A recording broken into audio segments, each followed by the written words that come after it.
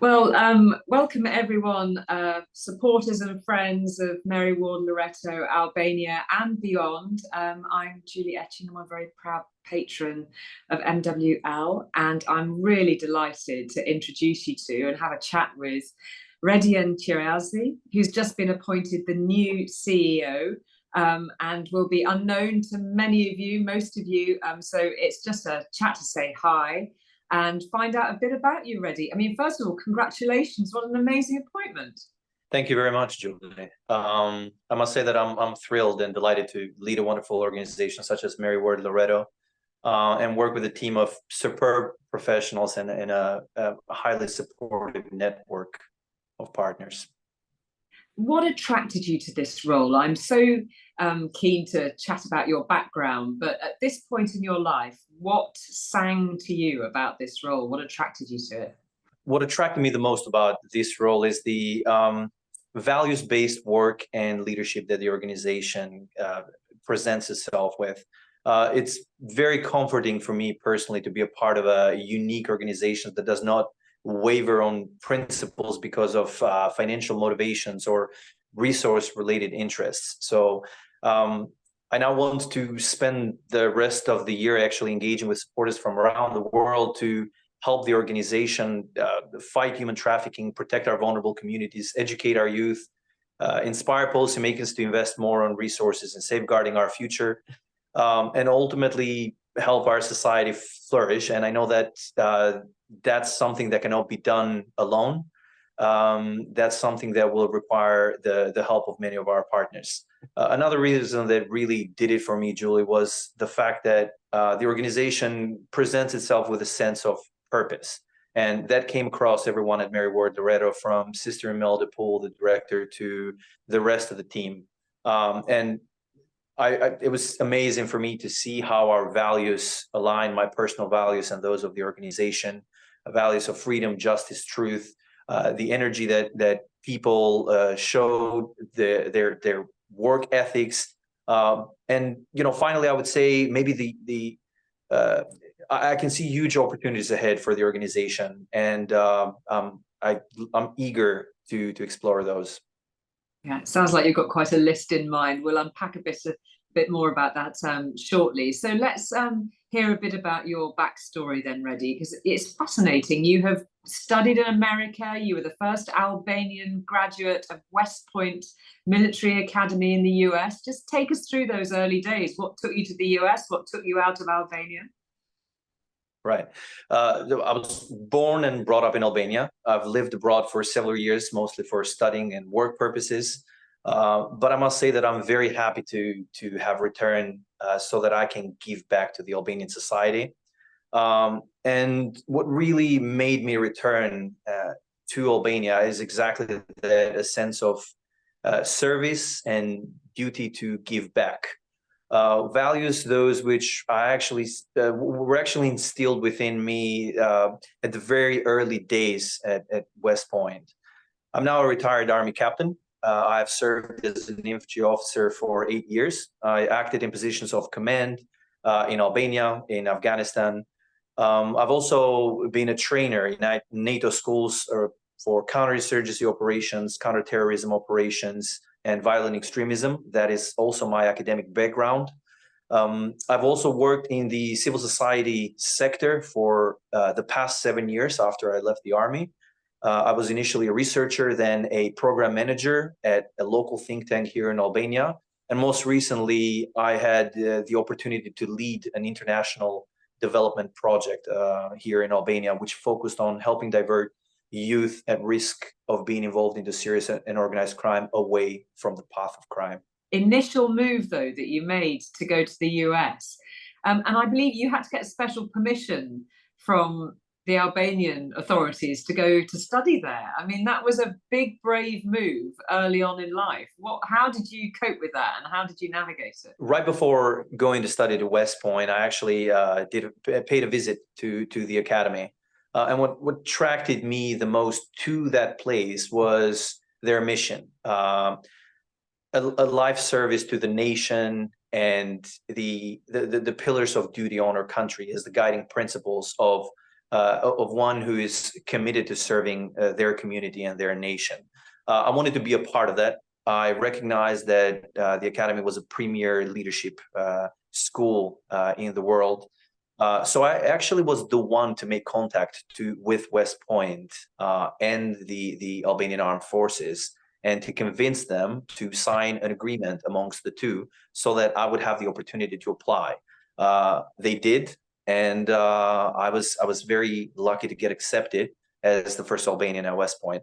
I mean, I think there are a lot of things that can carry over from that military life, really, and that I believe will help me, have helped me actually with my transition to most of my civilian leadership roles. The fact, for example, that the military is an institution that is based on values, teamwork, and has a sense of duty and service, or the fact that it's a mission first, it has a mission first attitude, as well as it's composed of very diverse teams, allows you to focus on a common purpose and also be very and be very accepting of diversity and be very inclusive in your approach.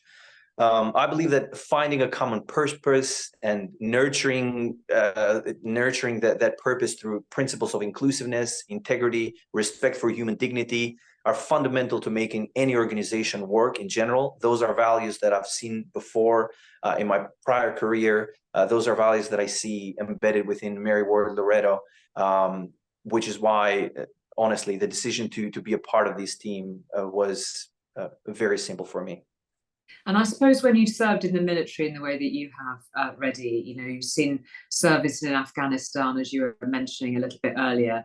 You've seen democracy under strain. You've seen places where people cannot live in freedom. I suppose you develop a very deep sense of what true democratic values can bring to communities, what freedom means, and what it feels like when you can live fully liberated as an individual. Absolutely. It does make you more humble, and a lot of the things that, and you recognize that many of the things that more developed societies take for granted are not, shouldn't be taken for granted. You recognize how homes, freedom, basic human dignity are not necessarily granted to everyone. And unfortunately, many societies throughout the world have to fight for those. Unfortunately, Albania has also been one of those countries that has had issues with that. A lot has changed since then, since the early 90s in Albania.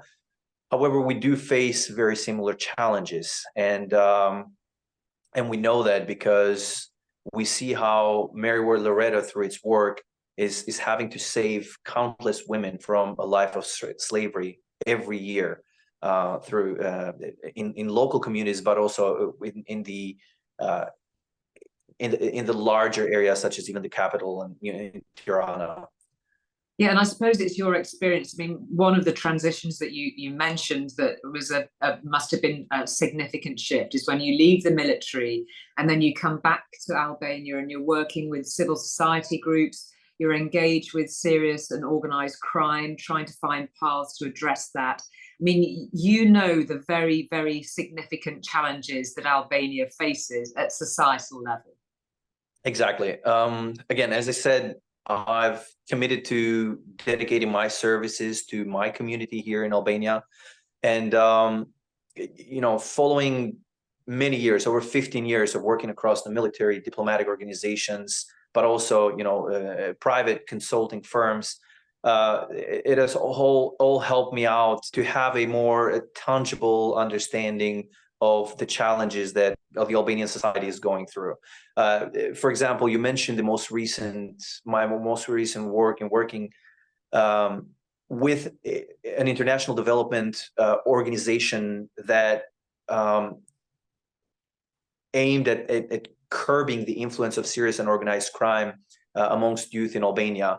The project was highly successful because, 1, we were able to bring partners together, at the very local level, stakeholders together.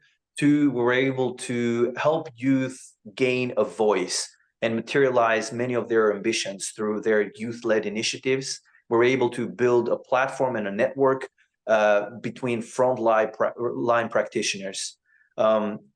Another aspect of what I learned from that project is that serious and organized crime really is almost like a chameleon. It changes form, but the nature is always the same. It's the same systemic vulnerabilities that push or pull youth into serious and organized crime in the UK are the ones that will do the same here in Albania, which is why tackling those issues needs to come from a holistic and joint approach, from like a whole of community approach, as I would say. Working together on multiple fronts is the key for that. Case in point with this project was the fact that we shared a common vision between our donors, which in this case was the UK government, and the organization that was implementing the project. We shared a vision and understood the risks that youth in Albania have of being involved in serious and organized crime. We understood the vulnerabilities, the systemic vulnerabilities will eventually lead to them being exploited by serious and organized crime networks.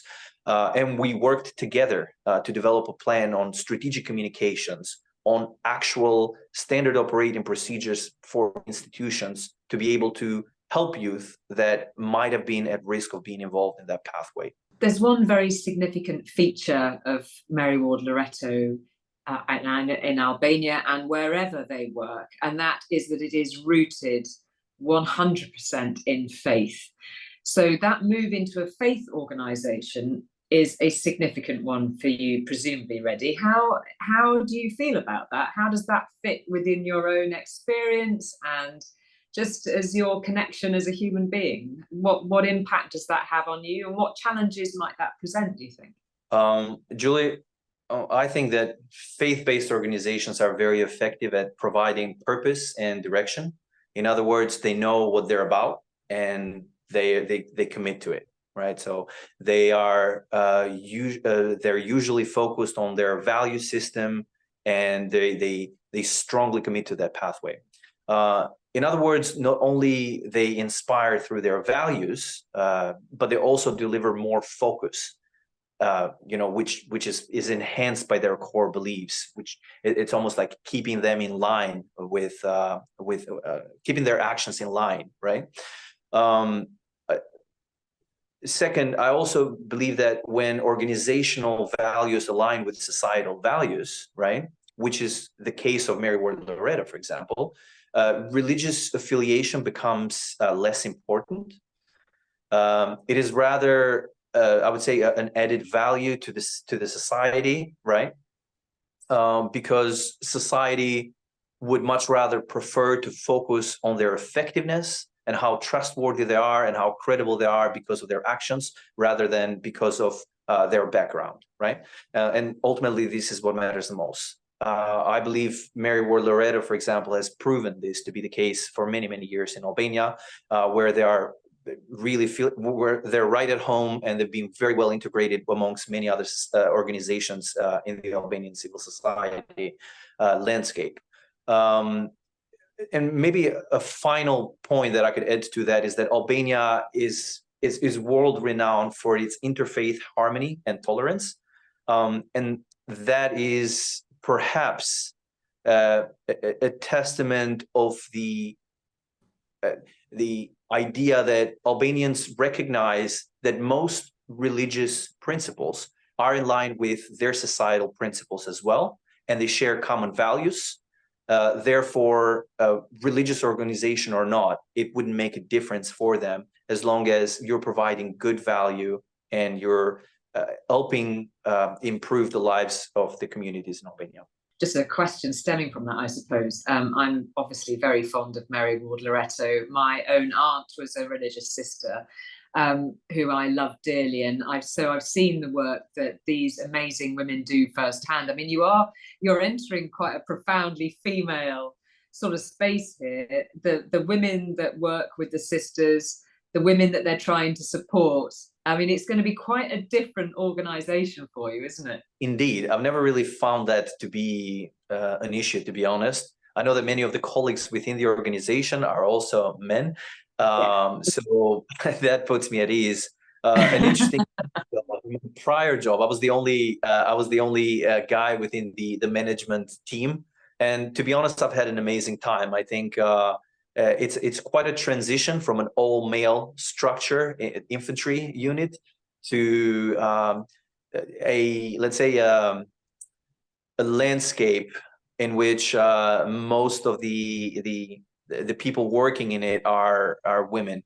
But I think I don't know, for me personally, it gives a sense of more positive energy. Like I don't want to say female energy, feminine energy, but in a way that it really helps me personally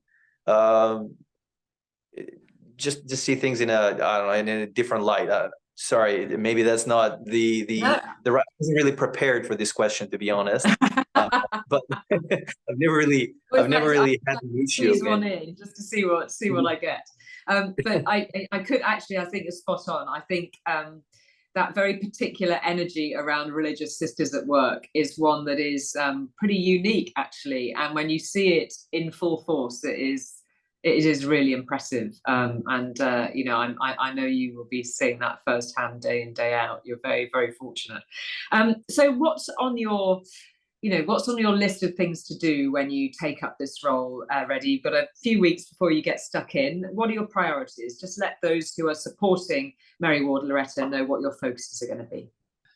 Well, first off, taking over from the long-term leadership of Sister Imelda Poole is a great honor. She has been rightly decorated for her services by both the British Crown and the US State Department. And these are very big shoes to fill for me.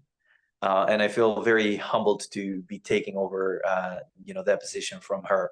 I also think that Imelda has brought with her an almost 500-year-long running spirit of incredible women who have fought for the education, freedom, justice, and progress in the lives of those who would come after them. And I think we need to be appreciative of that legacy, but also of the work that the current members of the organization have done so far. That's a legacy we need to harness, and that's a community with whom I hope we will continue to work very closely in the future. As for my upcoming role, my vision is to see Albania on the map for good and positive reasons. I know that we've had not so good rep or press, as you would say, in the UK and many other European Union countries. But I really hope that we can continue to work with our partners, our benefactors, our donors, and open up opportunities for new financial support in the first year, as well as propel our organization to the next level with their help. In addition to the incredible team that we have, we also have exceptional patrons, ambassadors in our team, board members whose reputation across all professions is world-class. So I hope that we can tap into that. We are very lucky to be building on very strong foundations, for that matter, and I'm hopeful that we will continue to build even quicker in the upcoming years. From a practical standpoint, I want to ensure that we remain at the heart of the communities that we are working with and where we make the biggest impact.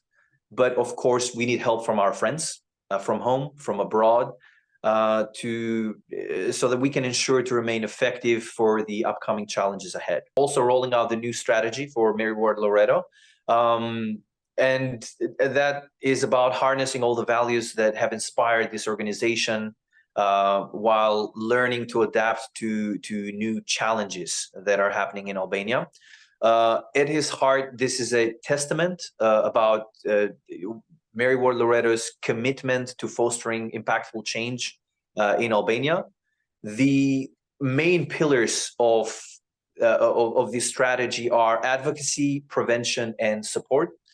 Through advocacy, Mary Ward Loreto wants to focus on making issues of human trafficking a focal point of attention, raise public awareness, and shed light on the ongoing prevalence of human trafficking across Albania. Through prevention, we want to help reduce the susceptibility to human trafficking of individuals here in Albania. And through support, we recognize that there are still many victims of human trafficking and modern slavery that need support, need our direct support. So we hope to provide, to be able to protect and provide for those victims in the continuing years. The mission of Mary Ward Loreto remains the same. It is to eradicate human trafficking. And that is a vision based on Mary Ward's, on the vision of Mary Ward, which inspires people to reach their full potential. The mission is obviously underpinned by the three core values of freedom, justice, and truth. And I